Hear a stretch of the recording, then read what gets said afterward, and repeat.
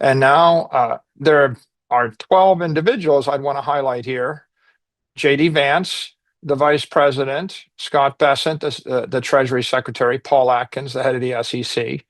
Number four, Kevin Warsh, who is the Fed chair nominee, who understands digital assets, understands the use case of Bitcoin. This is a tremendous move forward for us, a big fundamental shift. TradFi and FinTech have embraced Bitcoin. If you look at the number of accounts with BTC trading asset, there's a pretty clear bullish trend here, both across crypto native exchanges, fintechs and neobanks, and the brokerages and banks and the wealth management channel. Those are large numbers.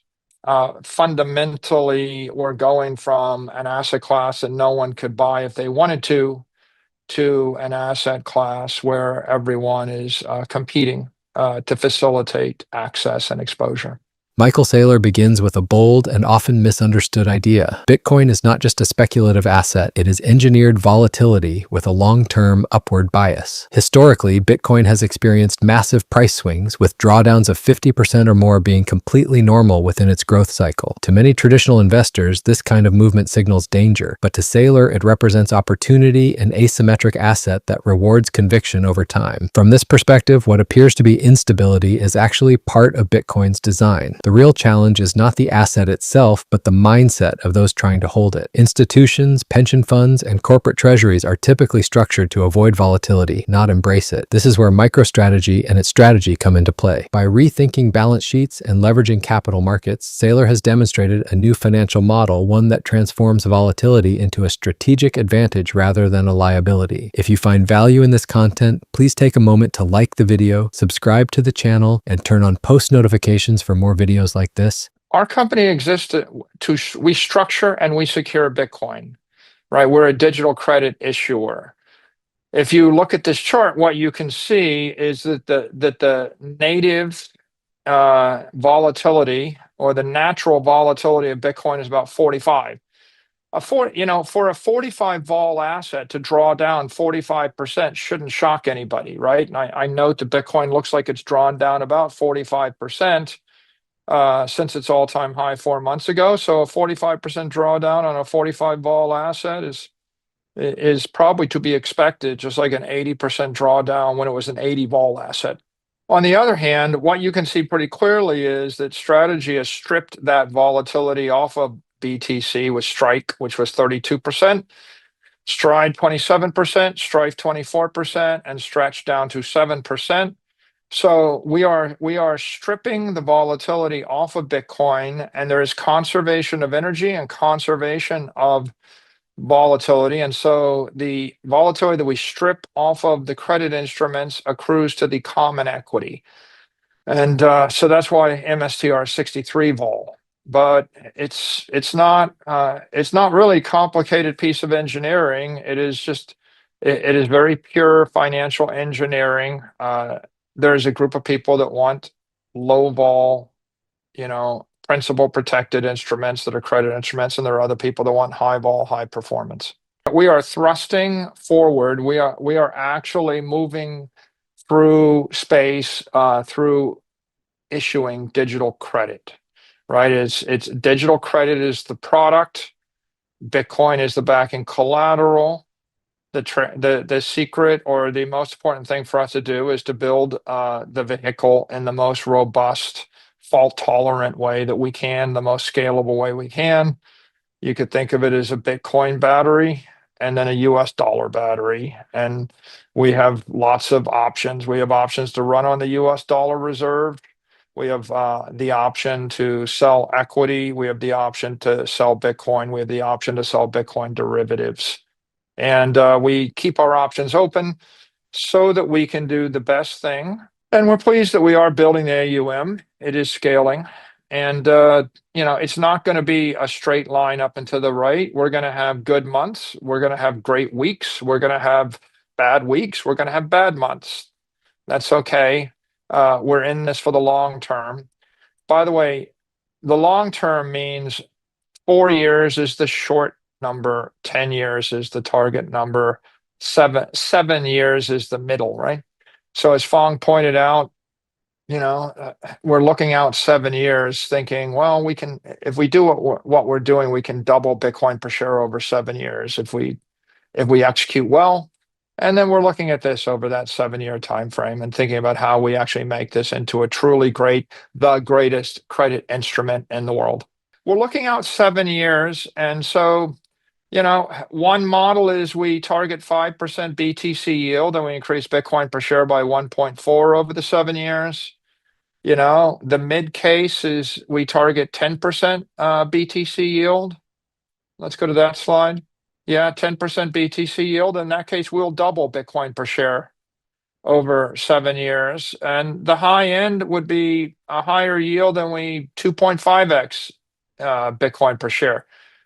What is our objective? Our objective is to double your Bitcoin per share, right? Over 7 years, right? I mean, I would be disappointed if we don't double Bitcoin per share over a 7 year time frame. This chart actually shows how the amplification works in practice.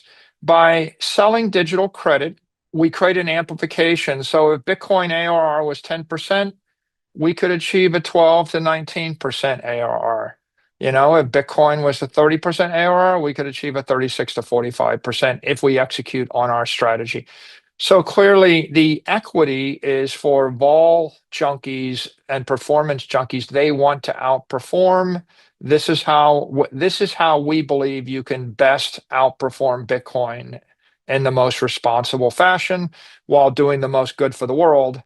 And for the other end of the spectrum, for the credit investors that can't stand the vol, they want principal protection and low vol and no currency risk, and they want clear yield and they want tax efficient treatment. Well, then they have digital credit and Stretch specifically. The fact that Michael Saylor's approach offers possibilities for all investors, regardless of their level of risk tolerance, is one of its most potent concepts. On the one hand, there are investors that seek the entire potential of Bitcoin and are risk tolerant. Because they have faith in long-term growth, these individuals are tolerant of significant price fluctuations. For them, it makes the most sense to just directly possess Bitcoin. At the other end, you have more cautious investors, like retirees, institutions, or corporate treasurers who care more about stability than big gains. They want steady returns, lower volatility, and better protection of their capital. For this group, structured financial products such as digital credit instruments offer a way to benefit from Bitcoin without taking on its full risk. Please take a moment to like this video, subscribe to the channel, and turn on post notifications for more content like this.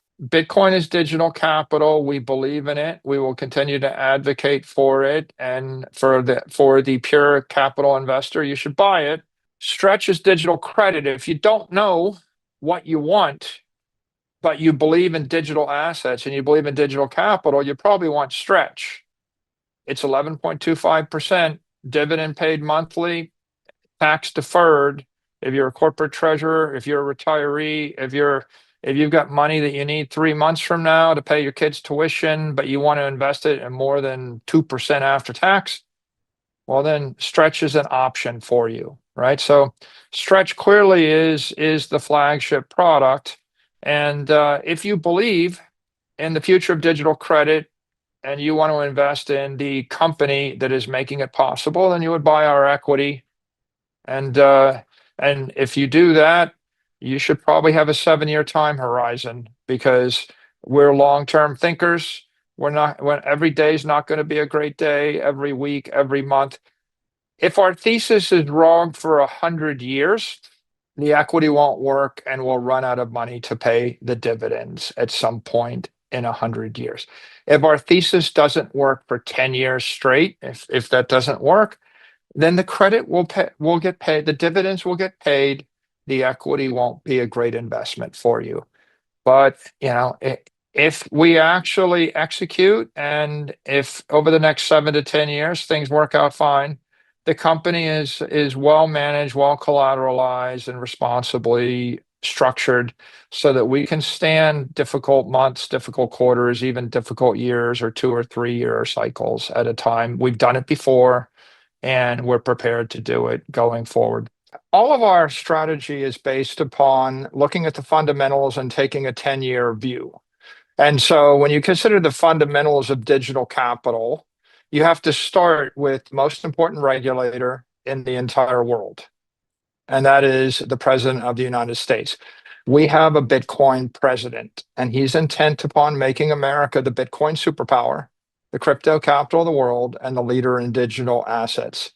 I don't think you can underestimate the importance of having support for the industry and digital capital at the very top of the political structure. Now, equally important, if we look at the cabinet that's been put in place on the next slide, you see the entire government is now embraced Bitcoin. And when I say embrace Bitcoin, what I mean is 18 months ago, there was one person in the government that had an awareness of it and was skeptical to neutral or grudgingly accepting of it. And everyone else in government was either negatively inclined or they were ignorant of it. And now there are 12 individuals I'd want to highlight here. J.D. Vance, the vice president, Scott Bessent, the Treasury Secretary, Paul Atkins, the head of the SEC. Number 4, Kevin Warsh, who is the Fed chair nominee, who understands digital assets, understands the use case of Bitcoin. This is a tremendous move forward for us, a big fundamental shift that now you can look at the head of the SEC, the head of the Treasury, and the head of the Fed as all appreciating the pivotal role of digital assets and the growth of the country and the economy. And if you go to the second line, right, you see the head of intelligence, the head of the Small Business Administration, the head of federal housing, the head of health and human services, all Bitcoin believers. And then Michael Selig, the CFTC chairman, David Sachs, who's doing a wonderful job, Howard Lutnick, Commerce Secretary, and even Kash Patel. So if you consider that, we went from one neutral to a Bitcoin president and 12 positive constructive. This is great fundamentals for us. And I don't think we can lose sight of this because everything that follows in the marketplace is very much influenced by the political structure of the world. TradFi and FinTech have embraced Bitcoin. If you look at the number of accounts with BTC trading asset, there's a pretty clear bullish trend here. Both across crypto native exchanges, fintechs and neobanks, and the brokerages and banks and the wealth management channel. Those are large numbers. Fundamentally, we're going from an asset class that no one could buy if they wanted to an asset class where everyone is competing to facilitate access and exposure. The next slide. This is the ETF trend. ETFs are embracing Bitcoin. 125 ETFs or ETPs launched, 1.4 million Bitcoin held in them. A very consistent trend up and to the right. Next. And this is the corporate trend. It was nothing in 2019. We were the first serious player. We were lonely for a bit. Then we went to 33. Then we were 64 in 2024. And now we're 194. This is clearly explosive growth, and there's a signal here. Next. The public markets are embracing Bitcoin. Look at these IPOs that have taken place this year. Bullish, Circle, Gemini, BitGo, Kraken, that's coming. And then Coinbase, Block, and Robinhood have all been included in the S&P 500. So I see this as a very bullish indicator and a fundamental improvement in the structure of the industry.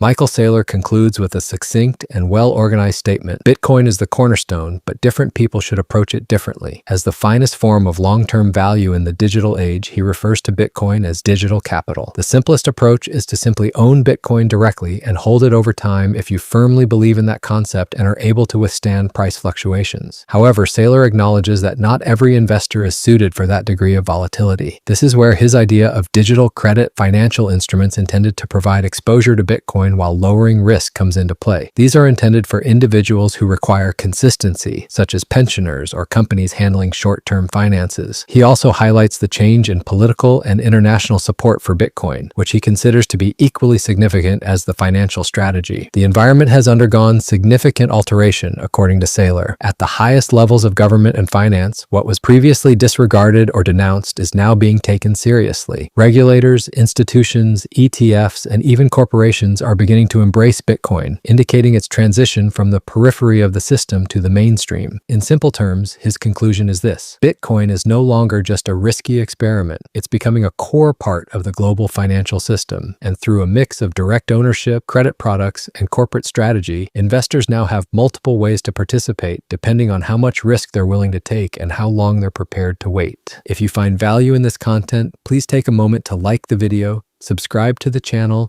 and turn on post notifications for more videos like this.